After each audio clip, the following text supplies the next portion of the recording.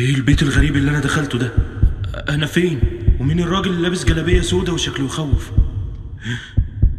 دي الجثه اللي انا بشرحها. انا فين؟ انا فين؟ ايه ده؟ استخبى يا وليد وشوف اللي بيحصل. اسمع يا معاطي، انا زهقت من عيشة الهباب دي مع فتوح جوزي. ما بقتش طايقه بنته من مراته الاولانيه. عاوزاك تشوف لي صرفه اخلص منها. عاوزاني اعمل لك ايه يا جمالات؟ يعني اقتلها ولا اخطفها؟ لا يا اخويا، وانت الصادق عايزاك تخفيها، وانت تقدر بسككك تخلي محدش يشك فينا. ولا انت فاكرني مختومه ومعرفش انك دخلت في سكه الجلا وكتب السحر والاعمال السفليه؟ بس خلاص، خليني اقلبها في راسي يا بنت عمي، واشوف صرفة ليكي من بنت جوزك، وكمان مصلحة ليا. ما انت فقرانة ومش هتدفعي لا ابيض ولا اسود.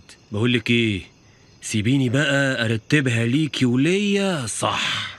وماله، رتب وانا مستنيه يا ابن عمي. سلام.